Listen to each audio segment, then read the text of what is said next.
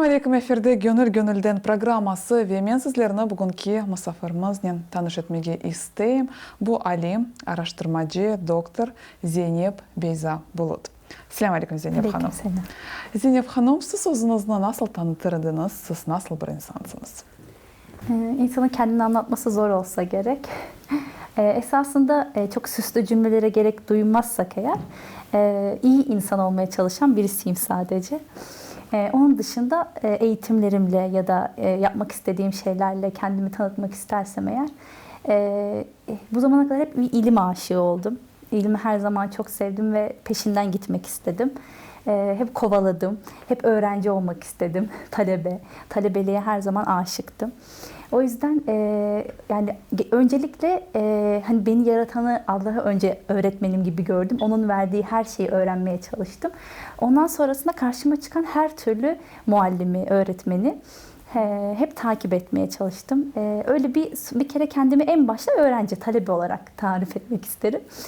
Talebeliğim süresince işte bir doktora yapma en son artık o fırsatı buldum.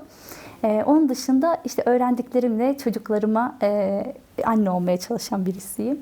Topluma faydalı olmak isteyen sıradan birisiyim aslında. Sadece kendimi dediğim gibi tanıtmak istediğim vasfım iyiliksever ve iyiliğin peşinde koşan bir insan olması yeterli benim için. Ne güzel. Bizim seyircilerimizle sizinle tanışmak için biraz şimdi böyle sorular olacak ki yani siz din eğitimini yani din tahsilini sayıladınız. Niçin bana dinge öğrenmeye özünüzge maksat koydunuz? Şimdi öncelikle aslında Türkiye'deki eğitim yapısı göz önünde bulundurulduğu zaman çok fazla seçim şansınız olmadan bazı zamanlarda bir yere gelmeniz gerekebiliyor. Benim okuduğum dönemde de çok iyi puanlar alan öğrenciler kendi istediği bölümü seçemeyebiliyordu. Ben de o dönemden geçtim. Ama dediğim gibi yine akıl hocalığı yapan bana hocalarım, çok kıymet verdiğim insanlar bana bu bölümü okumamı tavsiye ettiler. Öncelikle girdiğimde biraz tıpla bu bölüm arasındaydım. Çünkü tıp okuma düşüncem de vardı. Sonra girdikten sonra şunu fark ettim. Her insan aslında özellikle de inançlıyım ya da dindarım diyen her insan alanının kendi meşgul olduğu alanının yanında dini bilgi sahibi de olması gerekiyormuş. Aksi takdirde her türlü hayatta karşılaşılan şeye size din kisvesi altında bu dini bir şeydir ya da bu dini bir inançtır, bu inancın gereğidir gibi kandırılabiliyor ya da size yutturulmaya çalışılabiliyor. Bu Müslümanca duruş sergilemeye çalışan, hatta inançlıyım diyen her insanın kendi inandığı dini ya da inançları konusunda mutlak manada geliştirmesi gereken aslında bir yolmuş. Yani aslında eğitim.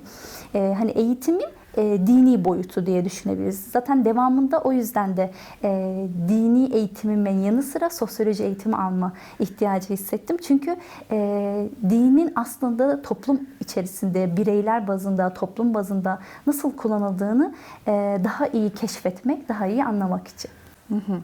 Siz doktorsunuz, yani Kırım Tatarlarda bu böyle ilimler namzeti ve siz birçok araştırmalar yaptınız, birçok makaleler yazdınız. Yani bu nasıl makaleler?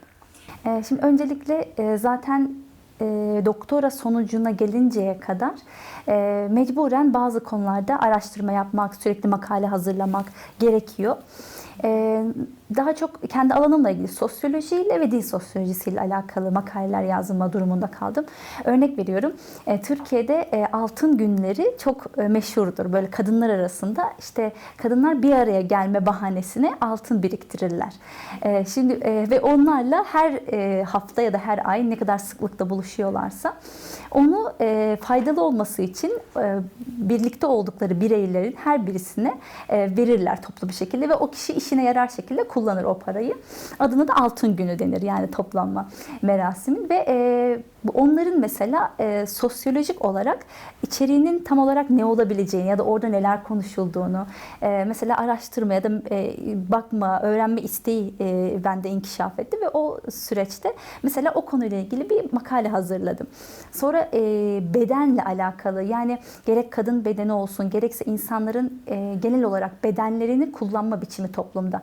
İşte küpeyle, piercingle ya da vücuduna işte dövmeyle, vücudunu değişik şekillerde kullanma ve bunu toplum önünde kendini bedeni üzerinde yaptığı değişiklikler üzerinden tanıtma ihtiyacını nasıl gösterebilirim ya da nasıl araştırabilirimin öncelikle oradan çıkan bir şeyle merak duygusuyla mesela beden sosyolojisi üzerine bir şeyler yazma Mesela ve içinde insanlar bunu kullanıyorlar yani.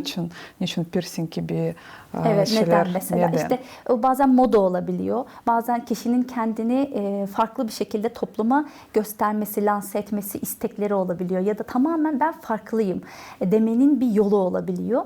Ya da bazen beden üzerinden yapılan işte acılar ya da işte onların beden kullanılarak gösterilen yansımaları aslında tamamen bir toplumu kendini gösterme biçimi olarak bile yani belirlenebiliyor. Ben de o yüzden bunların sosyolojik anlamda bir beden nasıl kullanılıyor gibi bir meraktan yola çıkarak mesela bu konuda bir makale hazırlama ihtiyacı hissettim. Öyle yani daha çok aslında yaşadığım olaylar ve karşılaştığım manzaralar beni biraz daha ne konuda araştırmam gerekiyor'ya götürdü. Mesela son dönemde hali hazırda hani 2 çocuğum olduğu için de mesela bir çocuk kitabı yazma ihtiyacı hissettim. Bu bir makale olarak değil ama hani ek bir çalışma olarak dedim ki hani evet şu an piyasada bir sürü çocuk kitapları var ama benim hepsinden bir parça beğenip yeni bir kitap oluşturma isteğim yine bu araştırmacı ruhumdan biraz daha hani dediğim gibi böyle merak duygumdan ortaya çıkıyor ve bundan sonra da inşallah yine aynı şekilde yapmayı düşünüyorum. Araştırmalarımı devam Aslında ettirmeyi. güzel. Çok güzel. Ya bana din bilgileri sizin hayatınızga, sizge nasıl tesir etti? Sizge hayatını kurmağa nasıl yardım etti? Şimdi şöyle oldu daha çok. Aslında ilk dini bilgi öğrendiğim zaman hani geleneksel kabullerimin aslında ezberi gibiydi. Önce onların devamı gibi hep öğrendim dini bilgiyi.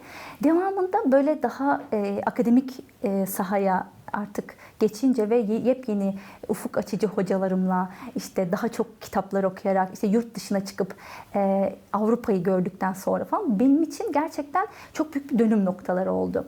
Yani aslında eskiden ezberlediğim bir sürü şeyi unutmam gerektiğini fark ettim ya da o ezberlerimi bozmam gerektiğini fark ettim. Çünkü bir zaman sonra gelişmenin, kalkınmanın ve benim zihni argümanlarımın daha da iyi bir seviyeye gelebilmesi için din diye bana anlatılan şeylerin aslında ne kadarının din olup olmadığını tam anlamıyla çözmem tabii biraz zaman aldı.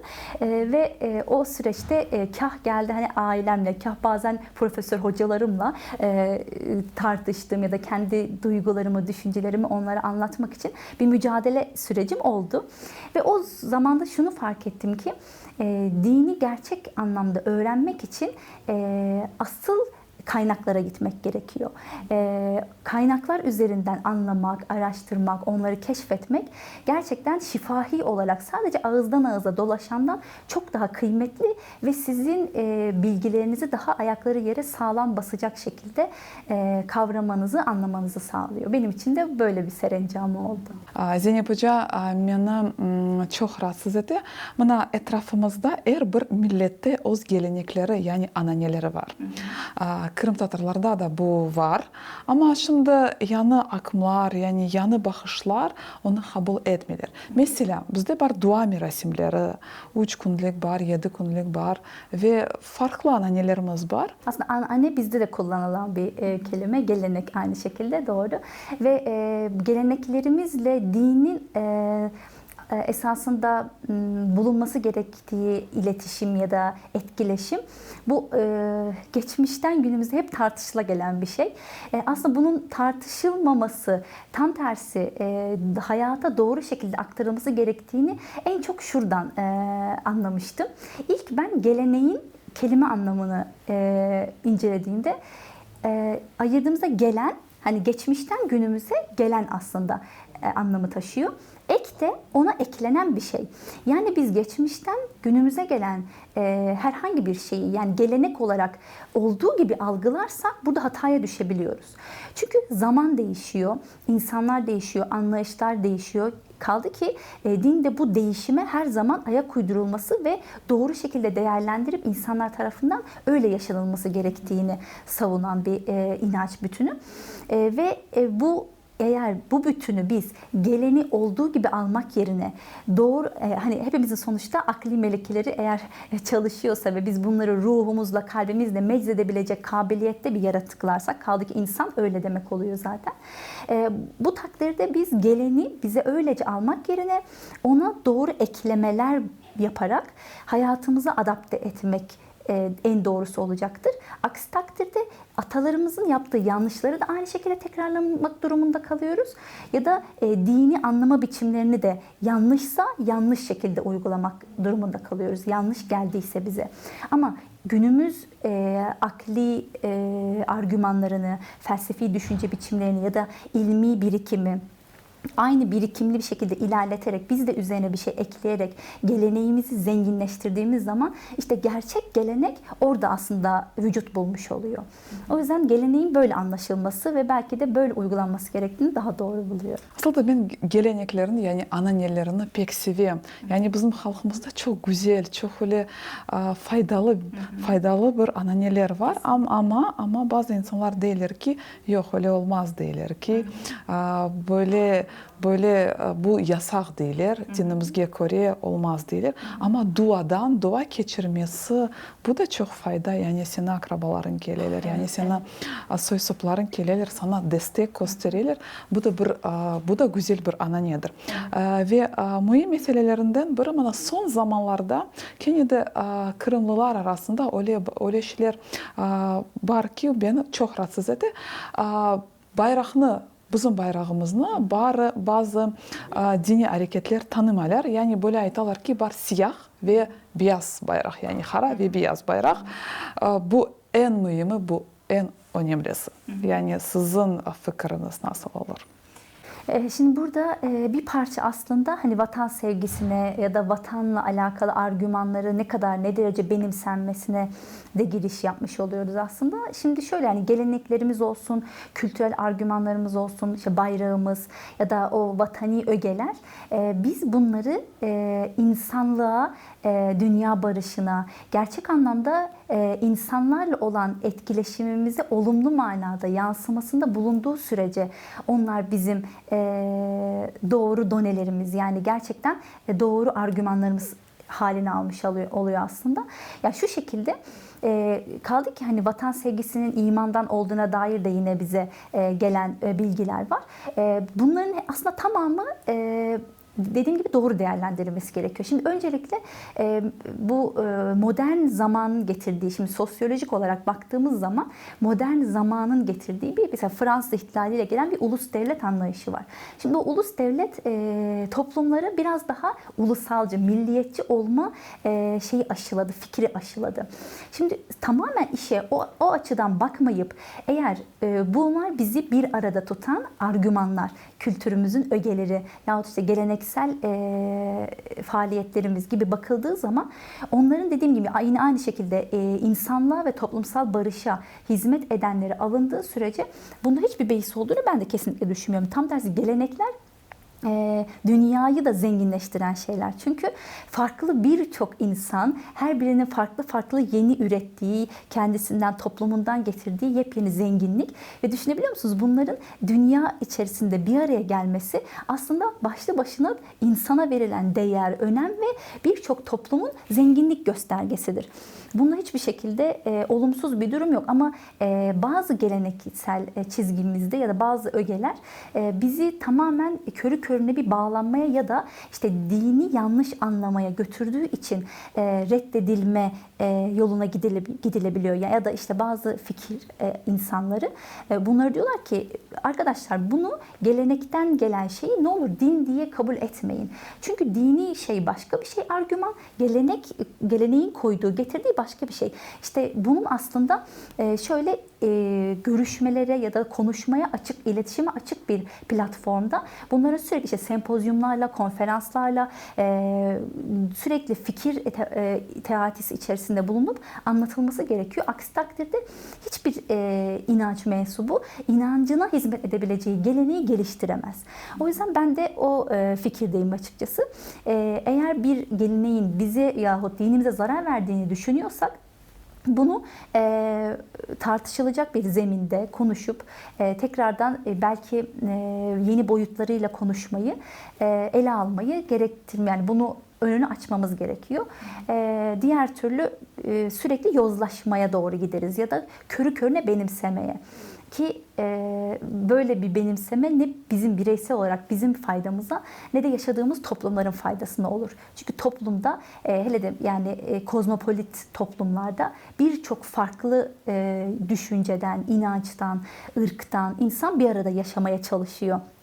İnsanlar böyle bir çabada, böyle bir gayret içerisinde bulunurken biz de kah gelenek diye ya da kah din olmadığı halde din adı altında bunları sürekli insanlara zorbalık şeklinde eğer yaşatmaya çalışırsak, yani bunu bazen ailemizde bile yapabiliyoruz küçük bir çerçeve olarak, bazen büyük devletler şeklinde de yapabiliyoruz. Yani o yüzden böyle yapmak yerine hani onları doğru anlayıp insanlığa hizmet edebileceği bir şekilde getirmeyi her zaman hem dini hem geleneksel açıdan çok daha doğru buluyorum. Ya milli bayrak bu önemli mi? Mühim mi? Her bir milletin öz bayrağı var. Ama bazı bu dini hareketleri aytalar ki beyaz ve siyah bayrak olmak gerek.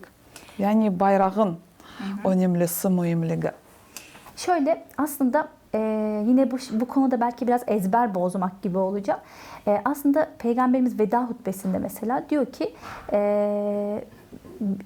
ırkların ya da işte farklı yani sizin bizzat seçemediğiniz hiçbir şeyden siz sorumlu değilsiniz. Biz ne ırkından doğduğumuzu ya da hangi coğrafyada doğduğumuzu seçebiliyor muyuz? Seçemiyoruz.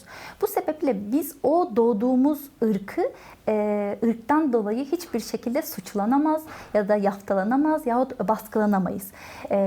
Yani bize bu öneri verilirken hani biz burada herhangi bir ırkın ya da işte onun taşıdığı bayrağın doğru olduğunu ya da işte onun üstün olduğunu falan savunamayız. Çünkü bu değerlerimizle çelişmiş olur. Fakat aynı şekilde yine aynı din bize diyor ki bulunduğunuz vatanı, evinizi, yurdunuzu, malınızı, canınızı korumak da sizin üzerinize bir vazifedir.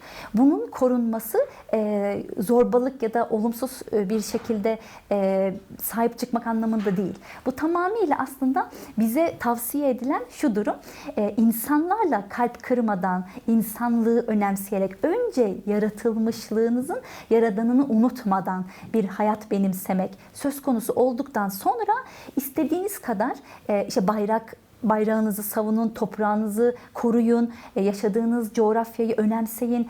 Esasında bunların hiçbir şekilde önüne geçilmiyor zaten ya da yasaklanmıyor böyle şeyler.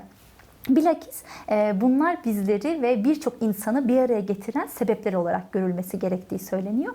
Kaldı ki fetihlerde de mesela dikkatinizi çektiyse insanlar kalpleri fethederek gittiği yerlerde her zaman daimi bir dostluk, arkadaşlık, muhabbet kuruyorlar.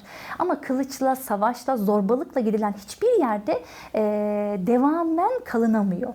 Bu sebeple aslında artık insanları bile toplumlarda okuduğumuz kadarıyla böyle sosyolojik zemin insanlar artık toplumları işte şu millet, bu ırk, şu diye değil de iyiler ve kötüler olarak ayırmaya başlıyor.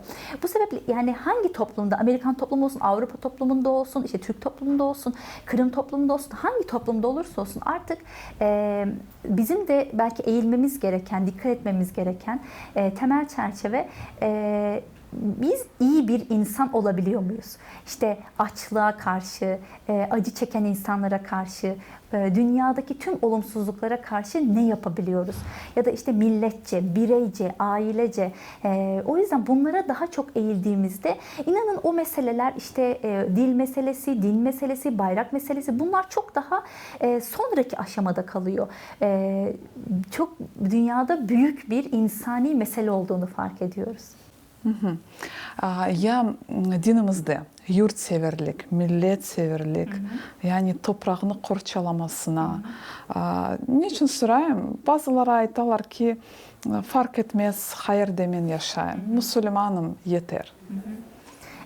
Yine bu da aynı şekilde aslında diğer verdiğim konunun cevabıyla bağlantılı oluyor. Bir de kişinin kendi kimliğini nasıl tarif ettiğiyle de alakalı bir şey. Yani bir insan ben sadece dinimle kendimi tarif etmek istiyorum diyorsa o onun tercihi. Nitekim bu en son doktora çalışmamda ben tüketim toplumu, kimlik ve din üzerine çalışmıştım. Mesela burada çok farklı analizler karşıma çıktı mülakatlarımızda, yaptığımız görüşmelerde. Mesela evet, örneğin geçmiş dönemdeki nesillerimizde ya da bizden bir önceki kuşak, işte anne babalarımız ya da işte 40-80 yaş arası yaş ortalamasındaki büyüklerimizin daha çok böyle kendini dindar olarak tanımlamada dediğiniz gibi mesela ya da kendi kimliğini ortaya koymada Müslümanım diye bunu kullanmadığını ya da bunu sadece bunun bile yeterli olduğunu, hatta dini yeterliliği konusunda çok daha iddialı olduğunu mesela fark ettik.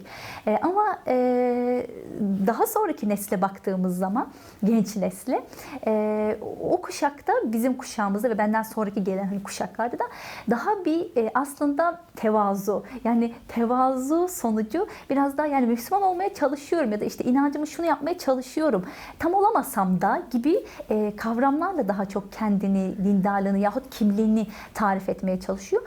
Şimdi bu sonuca ulaşmak bana biraz daha açıkçası ümit var geldi.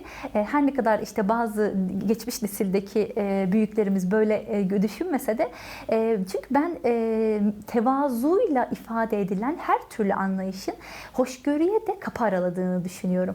Ve o aralanan kapıdan aslında sadece kendi sevdiğimiz ya da kendi yakınlarımız değil, bütün dünya girebiliyor.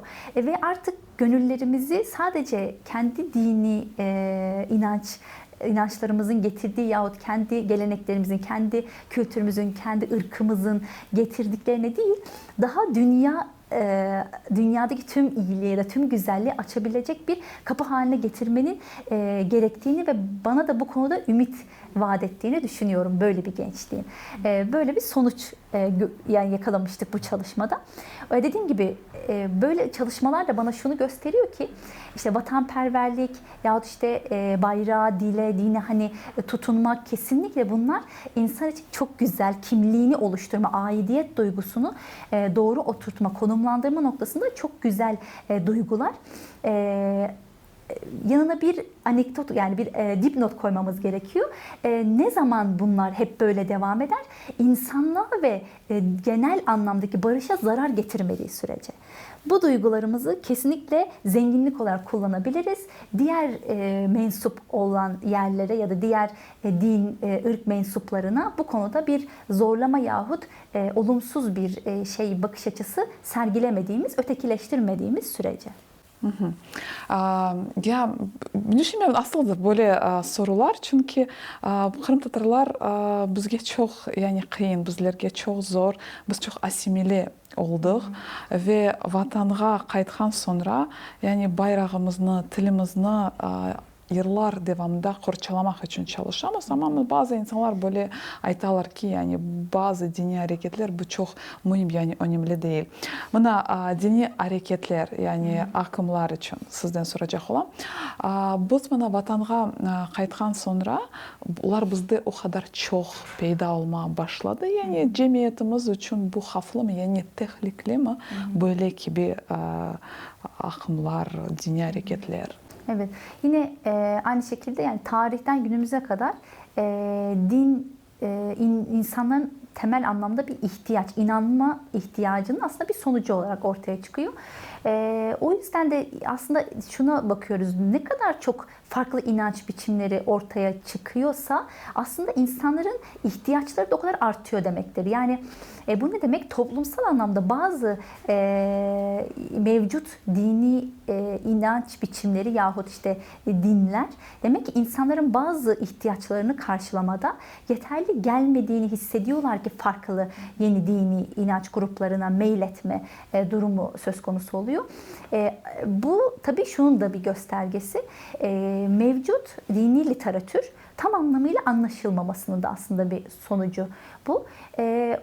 Bu sebeptendir ki hani onları doğru anlamak, yeniden incelemek, değerlendirmek için tekrardan o ilk baştaki düşüncemi teyit edecek bir cümle kurmak isterim ki her insanın aslında inandığı şeyi tam anlamıyla neye inandığı, niçin inandığı çizgisinde değerlendirmesi gerekiyor.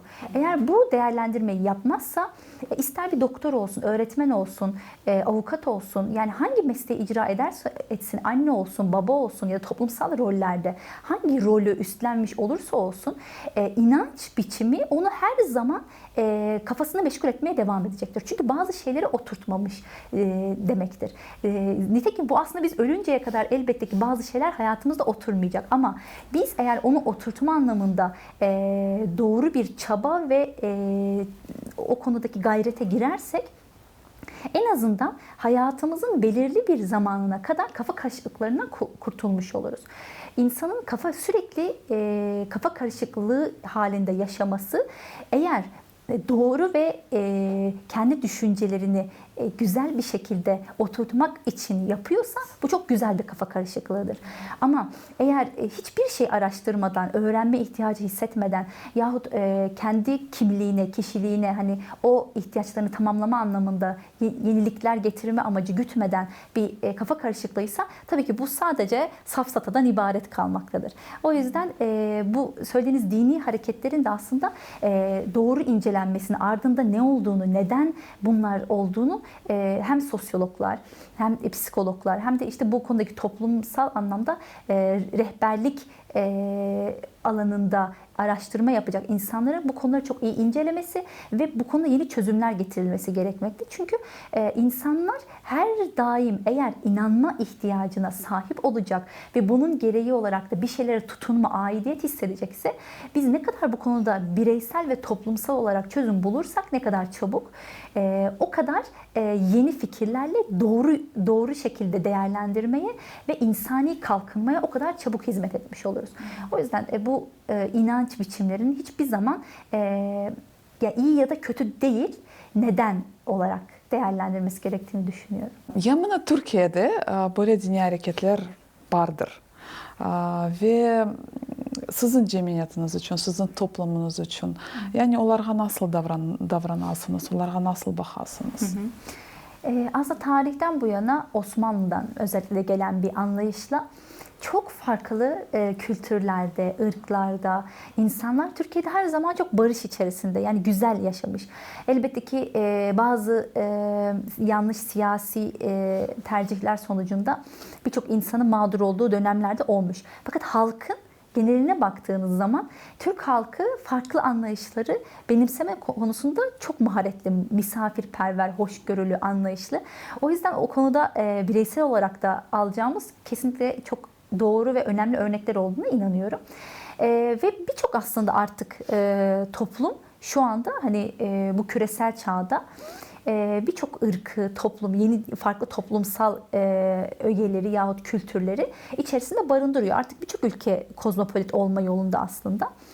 O açıdan baktığım zaman Türkiye'yi de aynı şekilde eğer biz geleneklerimizi yahut işte dini ögelerimizi bizim bünyemizde yaşayan insanlar üzerinde bir baskı kurmak yerine onların zenginlikleriyle zenginleşen doneler olarak görmeye başladığımız ya da öyle devam ettiğimiz sürece aslında hiçbir problem yok ve öyle yaşamaya çalışan bölgelerimizde de hala çok güzel arkadaşlıklar, dostluklar devam ediyor. Fakat onun dışında dediğim gibi ayrıştırma kullanıldığı zaman da her zaman yine olumsuz sonuçlar görülebiliyor.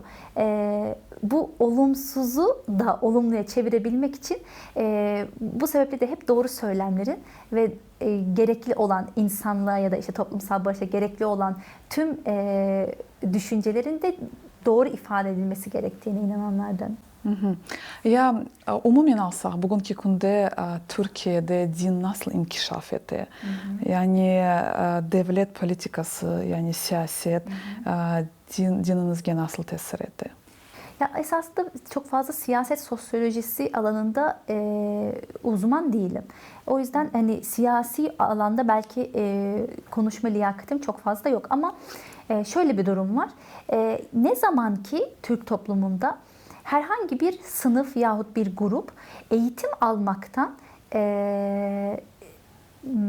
tamamen uzak tutulduğu zaman o grup eğitimsiz, cahil kalan grup mutlaka dönüp dolaşıyor. Yani ister dindar olsun, ister dindar olmasın, o ülkenin yahut o toplumun başına olumsuz şekilde bir sonuç getiriyor. Ve bu sonuçların da bedeli eskiden tabii daha uzun yıllarda ödeniyormuş o bedel. Yani bazen yüzyıllar alabiliyormuş. Ama şimdi yine yani 20 yıl, 30 yıl gibi bir süreçte tekrar toplum yenilenmeye, tekrar toplum inkişaf etmeye zamanı ayırması gerekiyor ve o sürede tabii ki toplumları tekrar yıpratabiliyor. Dediğim gibi bu dinin inkişaf ettiği sahada da olabilir yahut öyle olduğunu zannedildiği ama aslında olamadığı yerlerde de olabiliyor. O yüzden bunu belki tam anlamıyla siyaset bilimcilerle işte ilahiyatçıların bir platformda toplanıp değerlendirmesi gerekiyor. Ama temel manada değerlendirildiğinde de yine aynı şekilde görülecek bir çizgi var ki o da eğitimin, bilinçlenmenin, o toplumda yaşayan neye yani hangi kültüre yahut hangi ırka mensup olursa olsun o insan gruplarının eğitim ve bilinçlenme sonucunda edindiği tecrübeler ve düşünce biçimleri çok farklı oluyor. Pratikleri, hayata yansıyan pratikleri. Yahut böyle eğitim almadığı takdirde evlatlarını, nesillerini yetiştirme, dünyaya bakış açısı o kadar değişiyor ki işte bizi ayıran yahut birleştiren temel çizgi de bu oluyor. Yani en esası, en mühimi bu eğitim. Kesinlikle. Yani umumi eğitim ya da dini eğitim. Zaten eğitim, şimdi biz bu konuda lisansüstü eğitimimizi alırken bir hocamız demişti ki bize, arkadaşlar şimdi temelde öğrenmemiz gereken şu demişti. Bir işin ontolojik zemini vardır. Yani siz bir şeye inanırsınız. Mesela materyalistler maddeye inanır. Madde üzerine bir şey zemin kurar. Ontolojik zemininizi, neye inandığınızı, inanç biçiminizi doğru oluşturursanız onun üzerinize kuracağınız epistemolojik zemin yahut sanat, ahlak, etik gibi anlayışlar da doğru şekilde yapılanmış olur. Ama siz daha ontolojik zemininiz, daha ne üzerine inandığınızı yahut inanç biçiminizin neyi gerektirdiğini tam anlamıyla kurgulamadığınızı, bunu bilmiyorsanız o zaman üzerine eklediğiniz bilgiler de her zaman arafta kalır yahut işte sarsılır çok kolay bir şekilde. Üzerine sanatı, ahlakı, üzerine konumlandırabileceğiniz hiçbir şeyi doğru şekillenmediğini fark edersiniz demişti. Gerçekten bu konuda ben de onu fark ediyorum. Eğer biz inandığımız şeyi, insani değerler yahut işte bizden asıl yaratıcının beklediği doğru değerler olduğunu konumlandıramazsak üzerine istediğimiz kadar bilgi ekleyelim. Eğitimin de bu anlamda manalı olanı çok önemli. Yani kuru kuru eğitim de bir yerden sonra artık insanların o doğru düşünceye yönlendirmediğini görebiliyoruz. O yüzden o bilgiyi de epistemolojik zemini de eğer biz doğru oturtabilirsek inancımızla aynı şekilde doğru orantılı olarak üzerine eklediğimiz sanatsal aktivitelerimizde, dinlediğimiz müzikte, yaptığımız dansta hepsi bizim aslında ruhumuzu okşamaya başlıyor. Gerçekten insanlığa hizmet etmeye başlıyor. Ayrıştırmalardan uzak tutmaya başlıyor bizi. Bir bütün olmaya, dünyayı bir evimiz olarak, tüm dünyayı bir evimiz olarak görmemizi ve o evin birer şubeleri gibi tüm ülkeleri, insanları böyle değerlendirmemizi, birinin ürettiği müziği kendi ruhumuzda da çok rahat hissedebildiğimizi görmemizi sağlıyor. O yüzden temelde aslında belki de yaklaşılması gereken nokta böyle olması gerekiyor. Özgürlükler de hani aynı şekilde mesela özgürlüğün de yine bir kelime anlamına baktığımız zaman öz bizde özümüzde olan şeyi gürleştirmek, yani çoğaltmaktan geldiğini fark ederiz. O anlamda bence bu da çok manalı, anlamlı bir şey, bir ifade. Yani ben özümde olan şeyi gürleştirmediğim, çoğaltmadığım, zenginleştirmediğim sürece ben özgürlükten bahsedemem. Yani özgürlük her istediğimi yapmak anlamına gelmediğini de o zaman anlıyoruz. Aslında özgürlük özümden, benden kaynaklanan şeyleri gürleştiremediğim, çoğaltamadığım zaman yaşayamadığım anlamına gelen şey. O yüzden gerçek bir özgürlüğü yaşamak istiyorsak önce o özgür alanı hem kendimize hem de çevremize verebilmemiz, inşa edebilmemiz gerekiyor. İşte eğitim hakkı da bunlardan aslında sadece bir tanesi. Nefes alma hakkı, eğitim hakkı, yaşama hakkı, sağlık hakkı. Tüm bunlar her insanın, dünyada yaşayan her insanın hak ettiği şeyler. Gerçekten de güzel böyle fikirlerden men de razım ve bilesiz benim için daha bir öyle mühim mevzularından biri bu vatanseverlik mevzusu. Çünkü bilesiz bizlerge Kırım Tatarlarga bu vatan çok bizler için vatan bu çok kıymetli, yani çok zorluklar çektik vatana kaytmak için ve Türkiye'ye gelgende beni daima hayran etti, yani hayretте kaldıra. Mına Türklerde olğan vatanğa sadıqlığı, vatanğa sevgi. Bu ailede mi aşılana mı ya da nasıl, ya da bu okullardan, mekteplerde böyle terbiye verili? Evet, kesinlikle Türkiye'de kitaplarda, işte birçok yapılan ilmi çalışmalarda yahut anne babadan, işte en başta tabii ki aileden gelen anlayışta vatanımıza, bayrağımıza, insanımıza yahut işte aslında bu onlara verilen değerin yine aynı şekilde insana verilen değer olduğu anlayışı her zaman aşılanıyor ve veriliyor gerçekten de. Yani her yerde. Her zaman, evet, her zaman, her yerde. Hatta bazı arkadaşlarımdan duymuştum. Normalde demişti ki ırk olarak Türk değilim, Türkiye'de yaşayan arkadaşlarımdan. Ama o kadar çok işte Türk'üm, Türkler çalışkandır, Türkler doğrudur diye o kadar çok hani böyle şeyleri bize hani anlatılıyor. Ve bu güzel bir şekilde, güzel bir çizgide bize sunuluyor ki artık ben de öyle söylemeyi ya da öyle davranmayı hiç kendime eğreti geldiğini fark etmedim ve öyle de devam ediyorum. Yani aslında bunun olumsuz bir yanını görmedim diyor. Dediğim gibi yine bunu söyleyen insan vatanseverliği, işte vatani argümanları yahut bu sevginin hiç olumsuz tarafıyla karşılaşmamış. Gerçekten güzel taraflarıyla yaşamış bir insan. Esasında böyle zaten değerlendirdiğimiz zaman da vatan sevgisi de, millet sevgisi de, bayrak sevgisi de, bunların hepsi insana çok güzel sonuçlar getirebilecek zaten argümanlar hepsi. Yani bizlerge Kırım Tatarlarga yani her yerde bunu aşılamak gerek. Bu da terbiye olmak gerek. Evet. Kesinlikle, yani zaten bunun yasaklandığı bir argüman da yok. Önemli olan onun diğer insanlara zarar vermemesi. Öyle olmadığı sürece tam tersi kültüre ve geleneksel argümanlara sahip çıkmak aslında bizim özümüzü ve kendi değerlerimizi zenginleştiren bir şey. Ve az önce de bahsettiğim gibi eğer biz özümüzü zenginleştirip gürleştirmezsek gerçekten özgür olamayız. Eğer biz sürekli başka şeyleri, başka argümanları, başka milletleri, başka kültürleri taklit etmeye başlarsak işte o zaman asimile olmaya, yozlaşmaya ve özgürlüğümüzden fedakarlık etmeye başlıyoruz aslında. Temel özgürlük kendi özümüzde var olanı arttırdığımız sürece gerçekleşiyor. İşte bunu arttırırken sadece saygıyla bunu yapmak mesele. Yoksa o vatanseverliği yahut işte bayrağımızı sevgi, dilimizi, dinimizi sevmekte hiçbir sıkıntı olduğunu düşünmüyorum. Zeynep Hanım, ya Kırım Tatarlarla siz ne zaman tanışıldınız? Ben ne zaman tanıştım? Ukrayna'ya geldiğim zaman bir komşum Kırım Tatarıydı. Doktor bir arkadaşım vardı. O beni gittikçe işte onunla sohbetlerimiz oldu, görüşmelerimiz oldu. Sık sık işte parkta geziniyorduk beraber. Ya da benim bilmediğim yerleri bana sürekli işte tarif, burada müzeler var, işte burada böyle işte operaya gitmek istiyorum. Hani opera binaları nerede, tiyatro binaları nerede merak ediyorum. İşte ona sık sık soruyordum. İşte o da bana sürekli sağ olsun yönlendiriyordu. Ve işte onun sayesinde diğer Kırımlı arkadaşlarla tanıştım.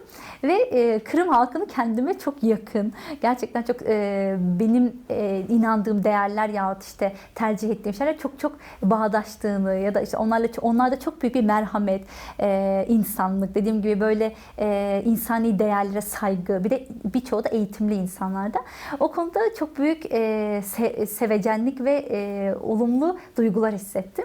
Bir daha da bağımı koparmadım zaten. Ve hala görüşüyorum. Çok sağ olun aslında. Bilesiz, mana şunda ayttınız ki siz mana operaga bardınız, muzika hakkında da söylediniz. Böyle mana şimdi sualim peyda oldu, yani sorum peyda oldu. Yani muzika ve din, bu yasak değil mi? Dediğim gibi yine bu da aynı şekilde dinin temel naslarının, yani asıl kaynaklarının yanlış anlaşılmasıyla biraz böyle duyarak gelinen şeylerden böyle farklı sonuçlar çıkabiliyor. Şimdi dediğim gibi yani ben burada aslında söylediklerimle hiç kimsenin temel değerlerini yargılamak yahut onları baştan yazma merakında ya da işte böyle bir telaşında değilim. Fakat kendi eğitimim çerçevesinde sadece kendimi bağlayacak bir şekilde şöyle bir cevap verebilirim ki müzik olsun, dans olsun, edebiyat olsun insanın ruhunu zenginleştirecek, kendini ve insanlığı bir araya getirecek her türlü sebep, vesile, bu sanat olabilir, estetik olabilir, ahlak olabilir. Artık bunu nasıl vesileler görürseniz her türlü vesilenin kesinlikle dini inançlara herhangi bir zarar getirebileceğini yahut bunlarla çelişmeyeceğini düşünüyorum. Çünkü o kadar çok dini naslarda ya da işte oradaki bize verilen temel doktrinlerde o kadar çok bunu bize teyit edecek, onaylayacak argüman var ki onları okuduktan sonra böyle bir şey söylemek, işte müzikle din çelişir ya da işte yapmamak lazım, söylememek lazım, okumamak lazım gibi şeyleri dile getirmek büyük haksızlık olur. O sebepten ben herhangi bir çelişki olduğunu düşünmüyorum. Ben de çünkü müzikanı çok seviyorum. Yani daha çok klasik müzikanı ve bana öyle ki klasik müzikası daha çok insanlara güzel bir terbiye veriyor, güzel bir ahlak veriyor ve insanların da biraz dönüştürüyor. Yani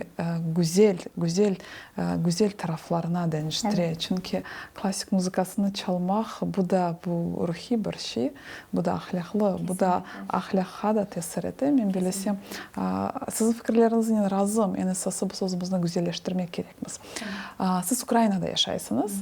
Yani Ukrayna hakkında ne aytarsınız? Nasıl teşebbüsleriniz? Ukrayna'ya geldiğim ilk zamanlar benim için farklı bir coğrafyaydı. Ben çünkü hiç daha önce Balkan coğrafyası da bu tarafları yani Avrupa'da bulunmuştum ya da bazı Arap ülkelerine gitmiştim gezi sebebiyle. Ukrayna bana çok sade, yalın, mütevazi bir şehir olarak önce geldi. Biraz tabii çekincelerim de vardı. Sonra insanlarını tanıdıkça, farklı insanlarla kaynaştıkça, sonra özgür bir şekilde yine aynı şekilde gezebildiğimi, birçok istediğim her türlü faaliyette bulunabildiğimi gördükçe, hele de bir kadın olarak çok daha kendimi özgüvenli ve ülkeye karşı çok daha fazla sever bir halde buldum kendimi. Ve insanların genelde karşılaştığım tüm insanların böyle daha yakın, dediğim gibi işte güler yüzlü, ondan sonra yargılayıcı değil de böyle hoşgörüyle beni karşılayan tutumlarını çok fark ettim. O yüzden de bu ülkeye yaşadığım bu işte 5 yıldır buradayım. Yaşadığım bu süreç boyunca bir artık borcum olduğunu hissediyorum. O yüzden de en çok bu Ukrayna'da tanıştığım arkadaşlarımla, İşte yeni kurduğum arkadaşlıklar vesilesiyle de yeni şeyler de yapmak istiyorum açıkçası. Örneğin yani deminden beri bahsediyorum, mesela iyilikseverlik, işte dinin iyilik boyutu ya da işte insanlık boyutu, hani bunlara da değiniyoruz ya. Yani aslında temelde bizim sürekli buna böyle hani pratikte de yeni bir projelerle, yeni düşüncelerle falan belki zenginleştirip eşlik etmemiz gerekiyor. İşte en son düşündüğüm şey bu halkın, Ukrayna halkının geçmiş zamanda Holodomor diye bir şey geçirdiğini öğrendim. Ve o beni derinden etkiledi. Yani çok sarsıldım bu geçmişte yaşanan bu olayı duyduğum zaman. Ve dedim ki ben onu duyduktan sonra eski hayatımı yaşamamalıyım. Ve 5 yıldır hiç kendimde bu konuda bir çaba görmediğim bir konuda artık çaba sarf etmeye başladım ki o da şu: etrafımda gördüğüm, çevremde bulunan yahut görmediğim ama gidip ulaşabileceğim aç insanlara artık yemek vermeye başladık. Arkadaşlarımızla küçük de bir grubumuz var. Sadece yemeklerimizi pişiriyoruz ve gidiyoruz. İşte bazen barakalarda yaşayan, bazı imkanları olmayan ya da tek başına yaşlı teyzeler, evinde yaşayan yaşlı teyzeleri araştırıp bulup evlerinde işte bir şeyler, en azından hiçbir şey yapamasak bile aşımızı, yemeğimizi paylaşmak istiyoruz. Belki de gönüllerdeki güzellikleri, güzel duyguları paylaşmak belki önce aşımızı paylaşmaktan geçer. Çünkü ben onlarla aynı yemeği yersem inanıyorum ki sonra da ileride belki aynı hoşgörüyü, ki onların eminim içinde zaten o hoşgörünün alası var. Çok daha hoşgörülü insanlar belki. Ama ilerleyen zamanda eğer onların da bana karşı bir hani acabası, kafasında soru işareti varsa belki onları da bertaraf etmiş olurum. Tamamen olumsuz bir şey olumluya belki çevirme fırsatı bulmuş olurum. O yüzden böyle bir şeye girdik. Ukrayna insanını bu vesileyle daha da iyi tanımaya başladım. İnşallah daha da tanımayı istiyorum, arzu ediyorum. Maşallah öyle iyilikler yapasınız. İnşallah. Yani Ukrayna'nı beğeniyorsunuz. Yani siz için güzel bir ülke. Evet, tabii ki seviyorum insanlarını da. Dediğim gibi her ülkede, her yerde iyi ya da kötü insanlar var. Ve ben şimdiye kadar iyileriyle karşılaştım. Bundan sonra da öyle olacağını umuyorum. Zeynep Hanım, endi biraz siz hakkında söhbetleşmeye isteyim. Bana siz araştırmalar yaptınız. Yani doktorluk yaptınız dini tahsil boyunca. Ve ondan da gayrı siz dizayn işlerine uğraştınız. Yani Evet. aksesuarlar yaptınız. Ya Müslüman kadını nasıl siz görüyorsunuz? Buna dizayner olarak. Yok, estağfurullah. Aslında çok designer diyemem kendime. Sadece kendi kıyafetlerimi tasarlıyorum. Ya da işte onlardan ilham alıp benden rica eden yakınlarıma, çevrelerime tasarımlar yapıyorum. İşte bazı firmalar aynı şekilde beni tanıdıktan sonra rica etmişlerdi. Onlarla bir iki çalışmam olmuştu. Onun dışında temel çerçevede aslında Müslüman bir kadının herhangi bir bağının ya da onu baskılayan hiçbir şeyin olmadan kendisini giydirebileceğini yahut işte giyiminde, dış tercihlerinde, işte evlat yetiştirmesinde her şeyde önce özgür bir tutumun olmasını temenni ediyorum. Öyle bir şey kendimde benimsiyorum. Ya bu nasıl olur? Düşünerek. En başta her şeyi düşünebilmeyi kendisine yasaklamaması gerekiyor bence. Çünkü kendi kimliğini öncelikle din adıyla vasıflayan birçok insan maalesef o vasıfladığı şeyin büyük çerçevelerinde sıkışabiliyor. Ben de bu sıkışmalar yerine insanların daha çok o çerçeveyi zenginleştirip kendine olumlu anlamda yeni düşünceler geliştirerek büyütmesi gerektiğine inananlardanım. Bu kıyafette de olabilir. Çok basit kullandığımız eşyada, giydiğimiz kıyafetlerimizde, kullandığımız sözlerimizde, her şeyde düşünerek bunu yapabileceğimizi zannediyorum. Onlarca kitap yazılmış. Felsefe alanında, psikoloji alanında, sosyoloji alanında, işte tasarımlar alanında. Bir Müslüman kadın da her insan gibi eğer bulunduğu konumu yahut toplumsal rollerini düşünerek, sürekli fikrederek yeniden yorumlarsa ortaya çok büyük ve çok güzel yeniliklerin, değişikliklerin çıkacağı inancındayım. Ben kendi küçük dünyamda bunu sadece çok küçük bir şekilde gerçekleştirmeye çalışıyorum. Ama o kadar zeki, o konuda o kadar yetenekli insanlar var ki eminim onlar çok daha iyi şeyler yapabilecekleri. Yeter ki düşünmekten korkmayalım. Her zaman yeni fikirlere, yeni düşüncelere, yeni kitaplara, yeni müziklere, yeni şarkılara her zaman açık olalım. Onları dinlemeye, değerlendirmeye korkmayalım. Onların bize katacaklarından endişe etmeyelim. Çünkü zaten araştıran, düşünen insan öyle ya da böyle kendisi için en doğrusunu bulacaktır. Ne güzel. Ya siz için buna mutluluk, yani baht bu nedir? Mutluluk benim için hayatta karşıma gelen hiçbir şeyden aslında kaçmamak. Kaçtığım zaman bu zorluk da olabilir. Yaşayacağım çok büyük heyecanlar, güzellikler de olabilir. Kaçtığım zaman kendimi geri döndüğümde hep bir pişmanlıkta buluyorum ve mutsuz olduğumu fark ediyorum. O yüzden Dostoyevski'nin hiç unutmuyorum Suç ve Ceza kitabındaydı. Bir sözü var, diyor ki ruhumu yüceltecek acılar ucuz mutluluklardan değerlidir. Burada aslında dediği şey esasında eğer benim ruhum işte inkişaf ediyorsa o zaman ben mutluyum. Ama bu inkişaf bazen acıyla da olabiliyor. Yani acı çektiğimi düşünüyorum ama sonunda o kadar güzel, ulvi bir mutluluk bana ulaşıyor ki işte gerçek mutluluk bu olsa gerek. Çünkü diğerleri çok çabuk geçiyor. Ya sevimli alıntınız var mı? Evet. Bu konuda da güzel aslında duyduğum cümleler, sözler var. Mesela Cengiz Dağcı'nın o da Kırımlı. Güzel. Evet, çok kitaplarını çokça okuduğum bir yazar. Mesela Onlar da İnsandı kitabı benim bu düşüncelerimi destekleyen, besleyen ender kitaplardan birisidir. Onun vatanıyla, yurdunu özlemle ilgili mesela söylediği cümleler her zaman beni çok etkilemiştir. Biz onların yaşadığı çağda yaşamadık. Ama işte önemli olan da belki bu. Sizin hani diğer sorularınızda sıklıkla geçen vatanseverliği de belki onların yaşadığı çizgide anlamak çok önemli. Çünkü vatanını, yurdunu, orada yaşayamamanın getirdiği o uzaklık duygusunu herhalde ondan daha iyi anlatan insan henüz görmedim. Çünkü onun her cümlesine bu yansıyor. Mesela orada da işte kendime çokça örnek aldığım bazı cümleleri var. Sıklıkla diyor ki insanı koymayın vatanından uzak. Lütfen koymayın. Yani o kadar bunu içten, derinden hissederek yapıyor ki bu yani insana bu şekilde bir cümlenin tesir etmemesi imkansız.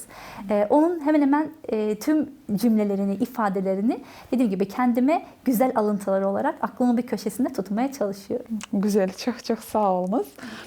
Ya Türkiye'ni sağınasınız mı ya da özlüyorsunuz mu?